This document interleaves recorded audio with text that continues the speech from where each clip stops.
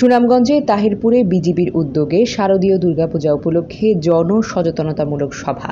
সুনামগঞ্জের তাহিরপুর উপজেলার বাধাঘাট ইউপির শ্রী শ্রী অদ্বৈত প্রভুর জন্মদাম দুর্গাপূজাকে সামনে রেখে বিজিবির উদ্যোগে এক জনসচেতনতামূলক সভা অনুষ্ঠিত হয়েছে।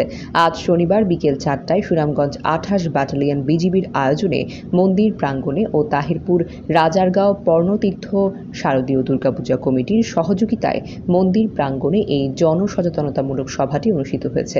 পূজা কমিটির সভাপতি মধুসূদন রায়ের সভাপতিত্বে সাধারণ সম্পাদক মাধব রায়ের সঞ্চালনায় সভায় প্রধান অতিথির বক্তব্য রাখেন বিজিবি সিলেট অঞ্চল বিজিবির sector commander colonel Mohammad Saiful Islam Chowdhury. সভায় বিশেষ অতিথির বক্তব্য রাখেন বিজিবির সুনামগঞ্জ অঞ্চলের 28 বিজিবির অধিনায়ক লেফটেন্যান্ট কর্নেল AKM জাকারিয়া কাদের, তাহিরপুর উপজেলা পূজা উদযাপন কমিটির সাধারণ সম্পাদক গণেশ তালুকদার, লাউডেরগড় মাদ্রাসার মোমতামি মাওলানা মইনুল ইসলাম, হিন্দু কমিউনিটি নেতা কেশব রায়, মোহনলাল রায় এবং সুজিত রায় সহ প্রমুখ।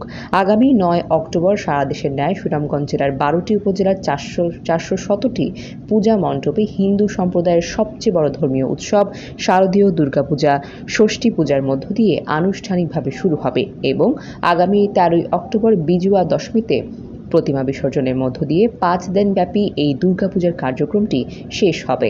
প্রধান অতিথির বক্তব্যে 28 বর্ডার গার্ড বিজিবির সিলেট অঞ্চলের কমান্ডার কর্নেল মোহাম্মদ সাইফুল ইসলাম চৌধুরী বলেছেন, সুনামগঞ্জ সাম্প্রদায়িক সম্প্রীতির একটি উর্বর জায়গা। এই জেলার হিন্দু, মুসলিম, বৌদ্ধ, খ্রিস্টান সহ বিভিন্ন জাতিগোষ্ঠীর মাঝে যুগ যুগ ধরে সম্প্রীতির একটি অনন্য উদাহরণ রয়েছে। তাই আগামী দুর্গা উৎসবে সুনামগঞ্জের সকল ধর্মের মানুষের সহযোগিতায় হিন্দু সম্প্রদায়ের লোকজন উৎসবমুখর পরিবেশে দুর্গাপূজার সমাপ্তি ঘটবে বলে তিনি আশাবাদ ব্যক্ত করেছেন। তিনি আরও বলেন, দুর্গাপূজায় যে কোনো ধরনের অপ্রীতিকর ঘটনা এড়াতে বিজিবি সুনামগঞ্জ জেলার সবকটি পূজা মণ্ডপে নিশ্চিত নিরাপত্তা দিবেন বলে জানান বিজিবির সিলেট অঞ্চলের sector commander colonel Mohammad Saiful Islam Chowdhury.